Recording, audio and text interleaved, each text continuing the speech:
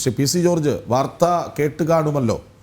തെരഞ്ഞെടുപ്പ് ദിവസം DC ബുക്സിലെ ആത്മകഥയിലൂടെ EP Jayarajan പറഞ്ഞതെന്തെന്ന് പാർട്ടിക്കെതിരെ, പിണറായിക്കെതിരെ രൂക്ഷ വിമർശനം. ഏറ്റവും ഒടുവിൽ സരിൻ്റെ സ്ഥാനാർത്ഥിത്വം പോലും തെറ്റായിപ്പോയി, സരിൻ അവസരവാദിയാണ് എന്നുവരെ പറഞ്ഞു തീർത്തുന്നു. അത് ഏറ്റവും പുതിയ കാര്യങ്ങൾ വരെ ഉൾപ്പെടുത്തുന്നു. എന്താണ് പ്രതികരണം? അതായത് EP ജയരാജൻ ഞാൻ നേരത്തെ തന്നെ പറഞ്ഞോളാം, ഇപ്പൊ ജീവിച്ചിരിക്കുന്ന ഏക കമ്മ്യൂണിസ്റ്റുകാരൻ അയാളാ. പിണറായി നല്ലല്ലോ, അതൊരു നല്ല കമ്മ്യൂണിസ്റ്റുകാരന്. അങ്ങേർക്ക് മനസ്സിൽ തോന്നി വേദനിക്കുന്ന അനുഭവങ്ങൾ അങ്ങനെ സുഹൃത്തുക്കളായി പങ്കുവെക്കുന്നു, അത്രേ ഉള്ളൂ. അത് ജനം അറിയട്ടെ. സ്വാഭാവികമായിട്ട് ബംഗാൾ ഘടകം പോലെ CPM ബംഗാൾ ഘടകം പോലെ ഇവിടെ നശിക്കാൻ പോവാണ്. അതിന്റെ ഭാഗമായിട്ടുള്ള പരിപാടികളൊക്കെയാണ് നടന്നുകൊണ്ടിരിക്കുന്നത്. അതിന്റെ തെളിവ് തെരഞ്ഞെടുപ്പ് തന്നെ വരും. ഇപ്പൊ തെരഞ്ഞെടുപ്പ് നടക്കല്ലേ, നോക്കിക്കോളും. കഴിഞ്ഞ തവണ ചേലക്കരയുള്ള ഭൂരിപക്ഷവും ഇത്തവണത്തെ ഇലക്ഷൻ റിസൾട്ട് എന്തായിരിക്കും? അവിടെ ആര് ജയിക്കുമെന്ന് അറിയില്ല എന്ന് എല്ലാവരും സമ്മതിക്കുന്നത്. LDFനും UDFനും അതോടൊപ്പം BJPക്കും വളരെ സാധ്യത. BJP ഏറ്റവും വലിയ ജനകീയനായ ഒരാളെയാണ് ചേലക്കര നിർത്തിയിരിക്കുന്നത്. സ്വാഭാവികം അദ്ദേഹം വിജയിക്കുമെന്ന് വിശ്വസിക്കുന്ന ആളുകളാണ് ഞങ്ങളൊക്കെ. അതുപോലെ നമുക്ക് വയനാട് എന്താ പറ്റിയിരിക്കുക? വയനാട് സ്വാഭാവികമായി രാഹുൽ ഗാന്ധിയുടെ അമിത അംഗീകാരമുള്ള മേഖല എന്തെങ്കിലും അവിടെ മത്സരം പോലും ഇല്ലെന്നാണ് പുറത്ത് പറഞ്ഞത്.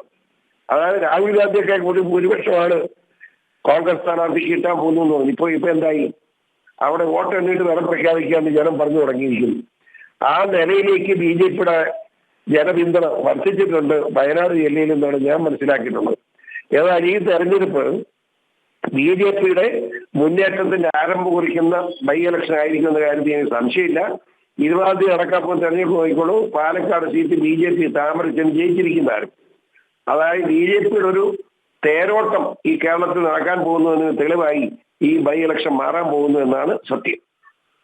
പി സി ജോർജ്, അതായത് ഈ പിണറായിയെ വെറുതെ വിടുന്നില്ല, പാർട്ടി ചെയ്തതാണ് തെറ്റ്, അതായത് പാർട്ടി അപ്പാടെ മാറിപ്പോയി എന്ന് പറയുകയാണ്. പുസ്തകത്തിൻ്റെ പേര് തന്നെ കട്ടൻ ചായയും പരിപ്പുവടയും എന്നാണ്. അതായത് പഴയ കാലത്ത് നിന്ന് നിങ്ങൾ എത്രമാത്രം മാറിപ്പോയി, ഞാനാണ് യഥാർത്ഥ കമ്മ്യൂണിസ്റ്റുകാരനെന്നൊക്കെ പറയാൻ ശ്രമിക്കുന്നുണ്ടോ EP പറയുന്നതല്ലേ ശരി? പഴയ കമ്മ്യൂണിസ്റ്റുകാരൻ അത് VS അച്യുതാനന്ദൻ വീണതോടുകൂടി കമ്മ്യൂണിസം കേരളത്തിൽ തീർന്നു. VS അച്യുതാനന്ദനാണ് അവസാനത്തെ കമ്മ്യൂണിസ്റ്റുകാരൻ. അങ്ങനെ വീണുപോയി. ഇനി അങ്ങനെ കേൾക്കാനും മിണ്ടാനും പറ്റാത്തതുകൊണ്ട് കമ്മ്യൂണിസം തീർന്നു പോയി. പിണറായി വിജയൻ എങ്ങനെ കമ്മ്യൂണിസ്റ്റ് ആവും? വാർത്ത വരുന്നു. EP പ്രതികരണം: പുസ്തകം പ്രസിദ്ധീകരിക്കാൻ DC ബുക്സിനെ ഏർപ്പെടുത്തിയിട്ടില്ല, DC-യുമായി ഒരു കരാറുമില്ല, നിയമ നടപടി സ്വീകരിക്കും, ആത്മകഥ എഴുതിക്കൊണ്ടിരിക്കുന്നതേയുള്ളൂ, പുസ്തകം വൈകാതെ പ്രസിദ്ധീകരിക്കും. വാർത്തയ്ക്ക് പിന്നിൽ രാഷ്ട്രീയ ഗൂഢാലോചനയുണ്ട്, തെരഞ്ഞെടുപ്പ് ദിവസം തന്നെ വാർത്ത വന്നതിന് പിന്നിൽ ഗൂഢാലോചനയുണ്ട് എന്ന്. എന്താണിത്? DC ബുക്സ് പോലെ ജനപ്രിയമായ, ഏറെക്കുറെ വിശ്വാസ്യതയുള്ള, പ്രമുഖരെല്ലാം ആത്മകഥ എഴുതുന്ന കഥകളും നോവലുകളും ഒക്കെ പ്രസിദ്ധീകരിക്കുന്ന ഒരു സ്ഥാപനത്തിന് നേരെ വിരൽ ചൂണ്ടി രക്ഷപ്പെടാൻ ശ്രമിക്കുകയാണോ EP? അങ്ങനെ ഇപ്പൊ തൽക്കാലം പാർട്ടിയിൽ നിന്ന് നടപടി ഉണ്ടാകാതിരിക്കാൻ വേണ്ടി അങ്ങനെയൊക്കെ പറഞ്ഞാലും അവസാനം സത്യം പുള്ളി പറയും. ഒരു സംശയമുണ്ട്, EP അങ്ങനെ ഓടി വിളിക്കുന്നവനൊന്നുമല്ല. അത് കാരണം കൊല ചെയ്യപ്പെട്ടവനാണ്. ഇത് ദൈവത്തിന്റെ അനുഗ്രഹം കൊണ്ട് പ്രത്യേകം ജീവൻ തിരിച്ചു വന്ന ആളാണ്. ഇപ്പോഴും അദ്ദേഹത്തിന്റെ കഴുത്തിൽ ഒരു മുണ്ട ഇരിപ്പുണ്ടെന്നാണ് പറഞ്ഞത്, ചെവിക്ക് പുറകിൽ. അത് ഓപ്പറേറ്റ് ചെയ്ത് എടുക്കാൻ പോലും ഇതുവരെ കഴിഞ്ഞിട്ടില്ല. അങ്ങനെ കമ്മ്യൂണിസ്റ്റ് പ്രസ്ഥാനത്തിന് വേണ്ടി ജീവൻ ത്യജിക്കാൻ തയ്യാറായി നടന്നുകൊണ്ട് EP ജയരാജൻ വേദനിക്കുന്ന അനുഭവങ്ങൾ പറയുമ്പോൾ നമ്മളെന്തിനെ കുറ്റപ്പെടുത്തുന്നത്? DC ബുക്സിനെ പുള്ളി ഇപ്പൊ പിടിച്ചു നിൽക്കാൻ വേണ്ടി എന്ത് പറഞ്ഞാലും DC ബുക്സിൽ നിന്ന് അദ്ദേഹം അവസാനം കുറ്റപ്പെടുത്തുമെന്ന് ഞാൻ കരുതുന്നില്ല. അദ്ദേഹം പറയുമ്പോൾ സത്യമാണെന്ന് തെളിയില്ല. അദ്ദേഹം ഇപ്പൊ പറഞ്ഞിരിക്കുകയാണ് DC ബുക്സ് പ്രസിദ്ധീകരിച്ച് പറയുക ഏതാ തെറ്റ്? മുഴുവൻ സത്യങ്ങളല്ലേ.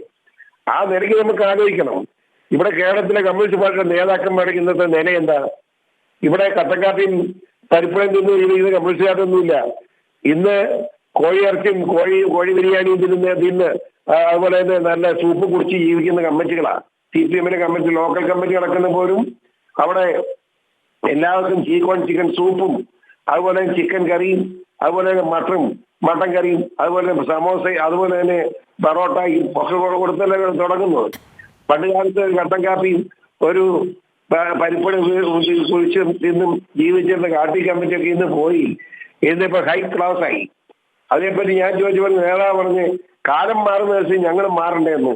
ഇവിടെ ബാക്കിയുള്ള പാർട്ടിക്കാർ എങ്ങനെ ജീവിക്കുന്നത്? ബാക്കിയുള്ള പാർട്ടി കമ്മിറ്റി ഒരു ചായ കൊടുക്കുമോ, ഒരു കുളി കൊടുക്കുമോ? ഇത് നല്ല സൂപ്പും സൂപ്പും മട്ടൻ ഫ്രൈയും കൊടുക്കാന്ന് പറഞ്ഞാൽ ഒന്ന് ആലോചിച്ച് ആട്ടം നടക്കട്ടെ. ഇതുപോലെ കോടാനുകോടി രൂപ കട്ടുണ്ടാക്കിയിട്ടും ജനങ്ങള് അവസാനം ഇലക്ട്രിക് സമയത്ത് ഒരു കിറ്റ് കൊണ്ട് കൊടുക്കും, അതിന് പുറകെ വോട്ട് ചെയ്യാൻ പോവുക. എന്നാൽ ഈ ഒരു കിറ്റ് കൊണ്ട് ഞങ്ങളെ വിറ്റു എന്ന് മനസ്സിലാക്കാൻ വോട്ടർക്ക് അവസരം ഉണ്ടാകുന്നില്ല. ഈ പ്രവർത്തനത്തോടെ ഒരു സംശയം വേണ്ട, ഇത് ഞങ്ങളെ വിൽക്കപ്പെട്ടതാണ് എന്ന് പാവപ്പെട്ട വോട്ടർമാർ തിരിച്ചറിയാൻ പോവാണ്. ആ തിരിച്ചറിവിന്റെ അടിസ്ഥാനത്തിലാണ് ഞാൻ പറഞ്ഞത്, ഇവിടെ കേന്ദ്രത്തില് പ്രധാനമന്ത്രി നരേന്ദ്ര മോദിജിയുടെ നേതൃത്വം അംഗീകരിക്കുന്ന ജനങ്ങൾ പൂർണ്ണമായി കേരളത്തിൽ ഉണ്ടായി വരുന്ന സാഹചര്യം ഉണ്ടാകുകയാണ്. അതിനുവേണ്ടി നമുക്ക് കാത്തിരിക്കാം.